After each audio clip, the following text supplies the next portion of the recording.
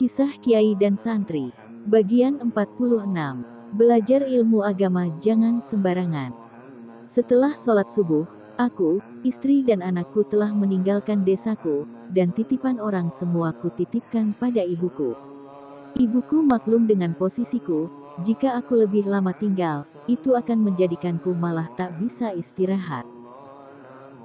Padahal masalah manusia pun di mana saja ada. Aku langsung naik mobil ke Jawa Timur Kota, dan menaiki bus jurusan Jawa Tengah. Majelis sudah berdiri, tapi Jamiah Zikir Torekoh Qodiriyah wa Naksabandiyah belum kumulai. Malah selama ini, orang daerahku belum ada yang tahu aku ini orang Torekoh. Dan taunya aku orang yang belajar ilmu pengobatan, dengan media doa, padahal apa yang ku miliki dan ku bisa hanyalah anugerah Allah semata, bukan karena aku sakti atau punya kelebihan tertentu. Orang hanya taunya kulitnya saja.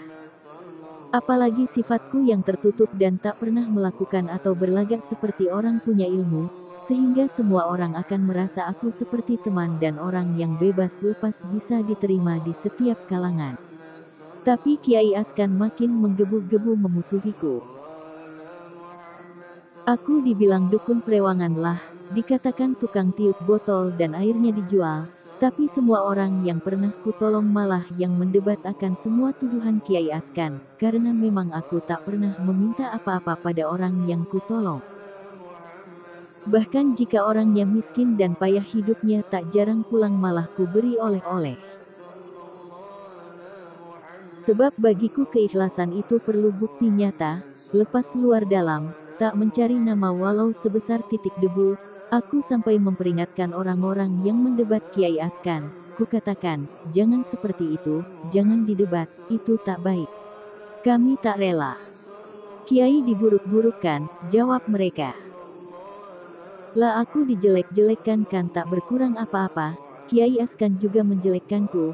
Kalau dia haus dan lapar juga makan dari uangnya sendiri, itu malah akan mengambil dosaku. Nabi saja ketika dijelek-jelekkan orang kafir, lalu Abu Bakar membelanya. Nabi marah kepada Abu Bakar. Lalu Abu Bakar bertanya, kenapa aku tak boleh mendebat sumpah serapah mereka? Karena sebelum kamu menjawab sumpah serapah mereka, malaikat yang membalas sumpahan mereka. Tapi ketika kamu yang membalas sumpah mereka, maka para malaikat pada pergi, jadi biarkan aku dijelek-jelekkan. Jangan dibantah, diam saja, kesabaran itu perlu diuji, kebersihan hati itu hanya akan dikeruhkan oleh rasa benci, jadi diam, rasakan, masihkah hati itu suka panas, atau sakit hati? Ataukah tenang, jernih, bening, sabar, tawakal, syukur, di situ nilai ilmu seseorang itu manfaat tidak bagi diri atau tidak bermanfaat bagi diri. Terjawab, dengan praktek nyata, bukan dengan kata-kata, aku ini ikhlas, aku ini tawakal, aku ini sabar, lah kalau cuma kata-kata. Anak kecil juga bisa.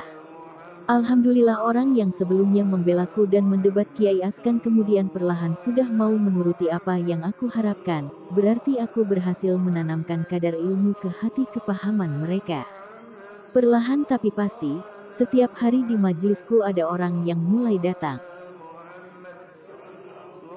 Dan berkumpul, bukan untuk mengaji kitab kuning, bahkan aku tak pernah meminta mereka datang, mereka datang dengan kemauan sendiri, lalu mendengar ulasanku tentang agama, seperti orang yang ngobrol, tapi semua antusias, tak pernah sekalipun aku memerintah sholat. Tapi aku jelaskan dengan saripatinya amal, sehingga semua sering malah merasa rindu kalau tak hadir di rumahku. Malah ada yang sampai mengatakan sehari tak melihat wajahku, hatinya merasa risau, jadi kadang ada yang datang ke rumah, hanya ingin menatap wajahku, ya aku ndak apa-apa, kadang sampai ada yang datang sehari 3 kali, kayak orang makan saja. Dan cuma bersalaman denganku dan duduk 25 menit lalu pamit, dan banyak yang mencintai diriku melebihi kecintaannya kepada dirinya sendiri. Kadang ada suami istri yang setiap hari datang, hanya ingin mencium tanganku, padahal mereka berumur 60-an tahun. Ya, aku dengan senang hati memberikan tangan yang ingin dicium. Kadang ada nenek-nenek yang sudah usur lalu menangis-nangis minta didoakan bisa meninggal husnul khotimah, dan meminta diizinkan mencium tanganku. Semua hanya kehendak Allah yang memiliki rahasia. Pagi-pagi sudah ada tamu, seorang ibu-ibu seumuran 50-an tahun. "Ada apa, Bu?" tanyaku. "Saya ini dari Jakarta," jelasnya. "Wah, jauh-jauh, ada keperluan apa, Bu?" Saya jadi tak enak membuat ibu jauh-jauh datang. "Saya ada perlu untuk keperluan anak saya." "Kenapa anaknya, Bu?" tanyaku. "Anakku lumpuh, sudah 9 tahun, seluruh badannya tak bisa digerakkan sama sekali. Bahkan tangan dan kaki, juga mulutnya sudah tak bisa bergerak," cerita. "Lalu maksud ibu datang ke rumah saya?" "Ya, saya mau minta anak saya didoakan, supaya disembuhkan dari kelumpuhan." "Lah, awalnya bisa lumpuh bagaimana, Bu?" "Karena kecelakaan, Dik." "Ya, pertama kecelakaan tak apa-apa. Kelumpuhan terjadi setelah setahun mengalami kecelakaan." "Lalu kata dokter bagaimana?" tanyaku.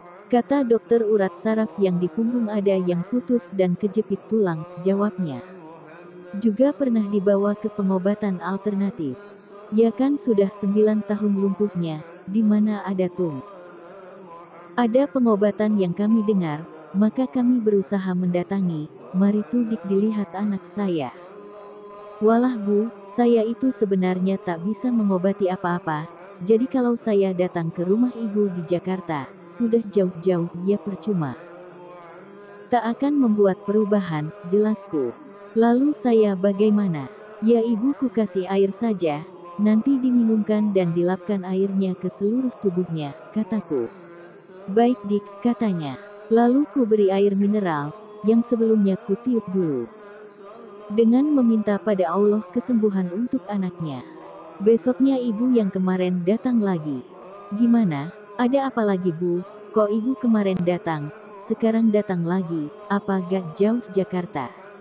"Oh, saya juga kan asli Pekalongan, Dik. Jadi ini masih di rumahku Pekalongan." "Oh, kirain dari Jakarta langsung, rupanya tinggal di sini." "Lalu ini ada apa, Bu?" "Alhamdulillah, anak perempuanku yang lumpuh, tadi pagi mulutnya sudah bisa bicara, tangannya juga sudah bisa bergerak, juga kakinya bisa digerak-gerakkan." "Ya, syukur. Bagus itu," kataku. "Jadi saya kesini, mau mengajak adik ini ke rumahku, tolong dipegang anak aku," kata ibu itu. "Bukannya aku tak mau, Bu, tapi banyak orang lain yang juga membutuhkanku, jadi ini baru ibu yang meminta. Nah, kalau sehari 20 orang yang meminta seperti ibu, apakah saya tidak wira-wiri kemana-mana? Apa tidak menjadikan saya super sibuk? Ibu tak beri air saja dan dipakai seperti kemarin," kataku. "Semua orang itu selalu kalau berpenyakit pasti ingin cepat sembuh, seperti sulapan." "Iya, tak apa-apa, tapi boleh tidak kalau ada orang yang mau mengobati dengan diurut?" "Ya, monggo, silahkan saja, Bu, itu hak penuh ibu, mau meminta orang lain mengobati. Aku ini kan bukan mengobati, Bu, tapi berdoa, jadi soal kesembuhannya bukan urusanku." "Tapi itu urusan Allah," kataku. 2 hari kemudian ibu yang anaknya lumpuh itu datang lagi. "Kenapa lagi, Bu?" tanyaku melihat wajahnya sedang sedih. "Itu, Nak, kok punggung anakku jadi pada melepuh," katanya. "Melepuh bagaimana, Bu?" "Ya, melepuh. Melembung dan di dalamnya ada airnya gitu," jawabnya. "Oh, itu mungkin anak ibu alergi terhadap minyak tertentu, atau karena lumpuh jadi tidak bergerak, sehingga punggungnya yang ada minyak gorengnya jadinya panas. Apa karena ku pijitkan ya? Wah, aku sendiri tak tahu, dibelikan saja salep. Atau dipanggilkan dokter kulit," kataku. Dia pun mohon diri. Kadang orang tak sabar, maunya segala sesuatu itu sembuh seperti sulap. Malamnya seseorang datang dengan membawa saudaranya yang sakit, katanya dikuasai jin, selalu saja mendapat bisikan, sehingga sering tingkah lakunya tak karuan. Mungkin lagi musim orang dikuasai jin, jadi beberapa hari ke depan yang datang adalah orang yang dikuasai jin. Awalnya bagaimana kok dikuasai jin itu? Tanyaku pada yang biasa dirasuki.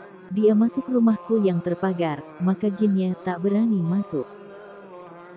Banyaknya jin yang mencoba menjadikan pemuda bernama Hadik itu jadi budaknya, sehingga di depanku sadar total. Awalnya saya kerja di Semarang, pas musim ninja itu saya diisi oleh seorang guru silat di daerah Mangkang. Ya awalnya saya tak mau, tapi mau juga karena ya siapa tahu ada baiknya.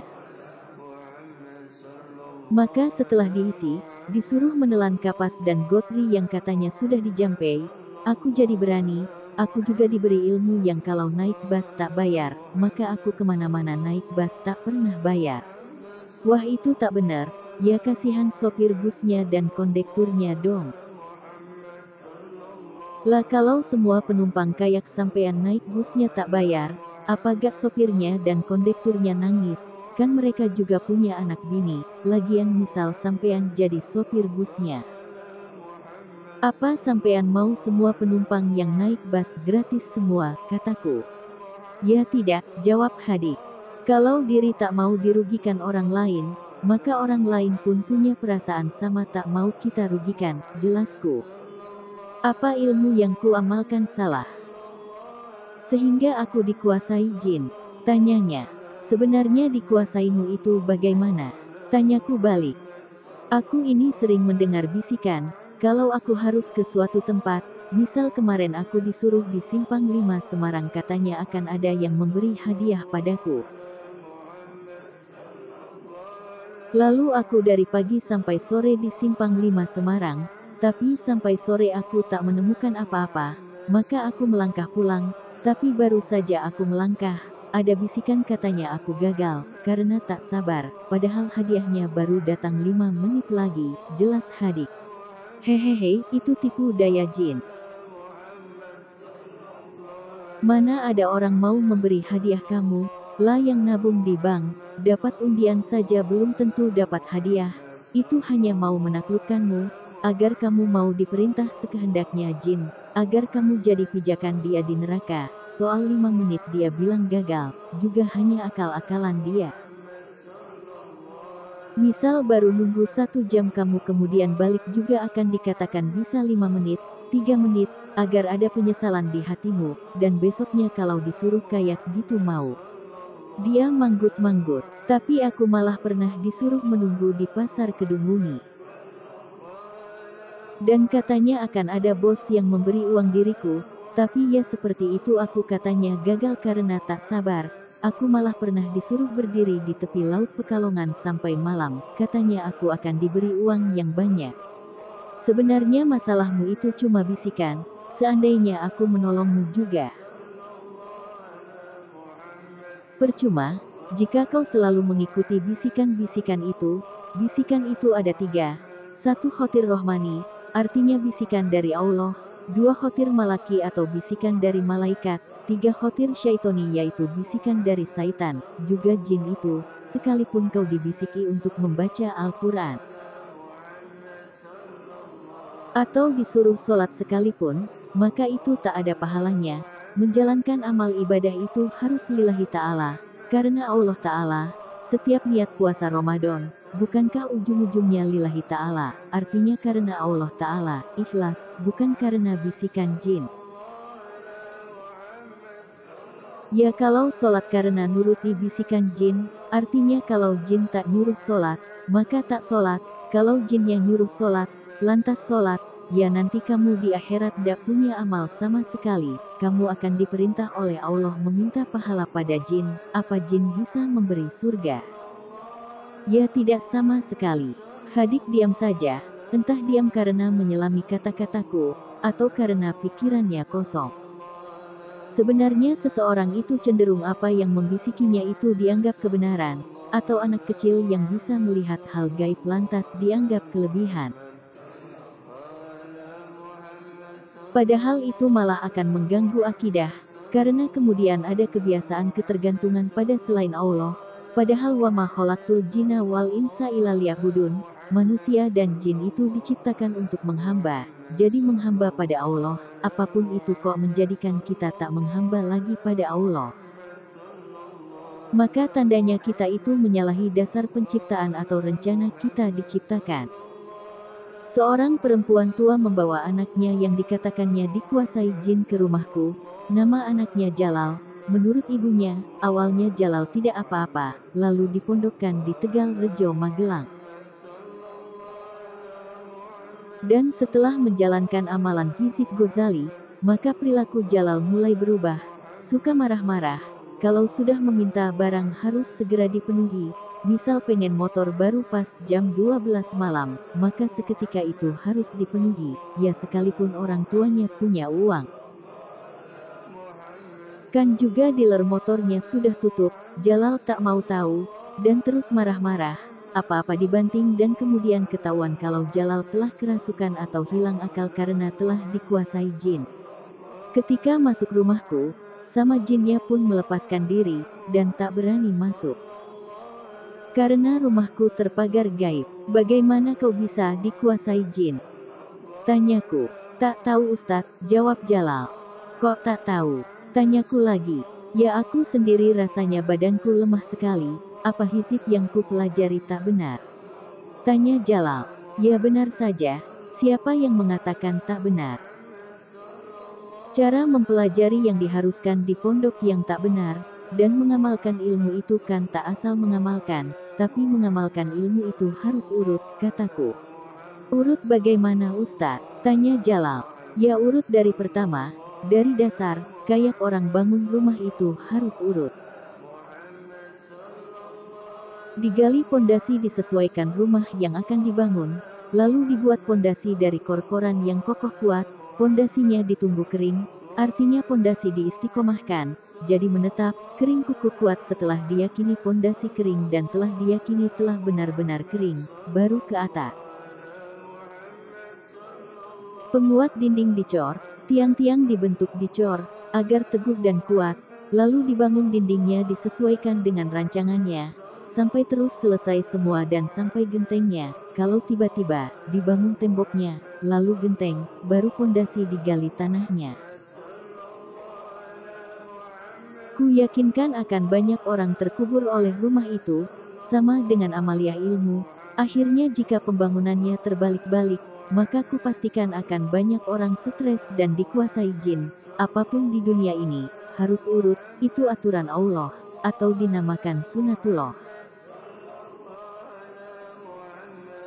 Masak nasi saja kalau direbus dulu, nyuci berasnya belakangan tak akan jadi, ada syarat, ada syariat, syarat itu alat yang akan dipakai, kayak mau masak nasi, harus ada ompreng, ada air, ada kompor, ada gas, ada selang, ada beras, jadi kelengkapan itu harus ada semua, masak nasi tak ada berasnya. Maka tidak dikatakan masak nasi ada kompornya. Nasi sudah dicuci sudah di dalam ompreng, sudah lengkap airnya, kompor sudah nyala apinya, tapi ompreng tak ditaruh di atas kompor, maka 1000 tahun ditunggu juga beras tak akan mateng jadi nasi, jadi ada syarat, syariatnya harus benar. Syariat itu cara, lah sampai jadinya syarat dan syariat itu menjadi nasi yang matang dan enak dimakan, sampai terciptanya api bisa nyala dari gas, dan bisa membuat nasi menjadi matang dan enak, lalu dimakan masuk ke tubuh, itu namanya hakikat nasi rencananya dimasak. Jika Allah tidak menempatkan ilham pada manusia, sehingga manusia tidak punya maksud untuk memasak nasi maka syarat dan syariat tak akan pernah ada. Jadi penetapan Allah atas niat memasak, lalu gerak tubuh melakukan gerakan memindah ompreng, mencuci beras, menggerakkan urat dan melakukan gerakan yang seperti terancang dan terencana dengan berurutan, sampai menghasilkan nasi yang matang, itu namanya hakikat. Berlakunya kodo, dan kodarnya Allah di setiap kejadian, jelasku panjang lebar. Mempelajari ilmu karena tak berurutan lalu dikuasai jin karena hati belum teguh ikhlas, jiwa belum kukuh kuat, ruh masih goncang, dan tubuh belum mengalami latihan, ya samalah membangun rumah, dana belum mencukupi. Apa-apa masih ngutang, semen belum ada, juga tanah adalah tanah yang labil. Jika dipaksakan membangun rumah, ya rumahnya jadi 3 hari temboknya retak, 10 hari orangnya ketimpa tembok dan mati. Jangan menyalahkan amalan karena mempelajari tak sesuai aturan kemudian diri dikuasai jin. Jangan menyalahkan rumah yang menimpa penghuninya, karena membangunnya tidak tepat dan dari awal dirancang yang benar, jelasku. Lalu bagaimana Ustadz anakku ini? Tanya ibu itu. Biar ku kasih air, dan pagar badan. Tapi nanti amalannya jangan diamalkan lagi ya. Kataku kutujukan pada Jalal. Ya Ustadz, jawab Jalal. Dan Jalal dan ibunya pun pulang. Beberapa hari ibunya datang, mengucapkan terima kasih. Karena Jalal telah sembuh. Saat di majelisku ada banyak tamu, dan semua sedang bicara denganku. Masuk 2 orang lelaki dan perempuan. Tiba-tiba yang lelaki tersungkur mengadu-adu berguling-guling. Aku cepat bangkit, dan ku pegang kepalanya. Lalu dia mulai tenang. Kenapa Pak? Tanyaku. Tak tahu Mas Kiai. Tiba-tiba kepalaku rasanya pening sekali, jawab lelaki setengah tua yang mengenalkan diri bernama Thohir. Bapak mempunyai amalan apa? Tanyaku. Saya orang Torekoh Mas, kayaknya. Lah kok sampai punya khodam jin? Ya tak tahu, jawabnya. Torekoh sampean apa yang diikuti? Tanyaku. Torekoh Qadiriyah wa Naksabandiyah, jawabnya. Lah berarti sama dengan Torekoh saya, jawabku. Saya malah sudah dibayat beberapa kali. Wah hebat itu, lah saya aja baru dibayat sekali. Panjenengan ini baru dibayat sekali. Kok ya saya tak punya kelebihan yang kayak panjenengan yang bisa berbagai macam ilmu dan kelebihan. Hehehe, gini loh Pak, walau sama-sama Torekoh, tapi dalam Torekoh itu ada namanya kedudukan, yang ahli bayat saja, ada ahli bayat badal, dan ahli talkin itu ada ahli talkin badal. Badal artinya ganti, jadi orang yang dibayat oleh ahli bayat dan ahli talkin badal ya selamanya tak punya kedudukan apa-apa. Berpuluh tahun menjalankan Torekoh ya tak punya kelebihan apa-apa, karena selamanya menjadi prajurit rendahan, tak punya kedudukan. Ya kayak dalam ketentaraan orang yang diangkat oleh Hansip paling jadi penjaga pos kamling, jangan harap menjadi jenderalnya tentara. Ya kalau jadi penjaga pos kamling terus petentang-petenteng membawa pistol, bisa-bisa malah ditangkap polisi, jadi dalam Torekoh juga ada kedudukan. Jika seseorang dibayat oleh wali kutub, wali gous, wali abdal ahli talkin, ahli bayat, ahli silsilah, ahli tawasul, ahli sanat, ahli nasab, wali kutub artinya yang dijadikan sandaran semua wali, wali gous artinya yang punya kekuasaan menolong. Wali abdal artinya sudah punya kep menggantikan wali pilihan, ahli talkin, artinya mempunyai kekuatan menalkin, ahli bayat, artinya mempunyai kekuasaan membayat, ahli silsilah, artinya punya kekuasaan mengangkat dan menurunkan silsilah Torekoh. Ahli tawasul artinya punya bisa dijadikan penghubung pokok kepada guru di atasnya. Ahli nasab artinya nasabnya menyambung sampai nabi. Lah kok dibayat orang seperti itu ya langsung punya kelebihan, walau belum menjalankan amalan apa-apa. Jadi walau minta bayat atau talkin itu tak asal meminta bayat dan talkin sembarangan. Wah ternyata ada seperti itu ya. Ya, bersambung. Bagian 47.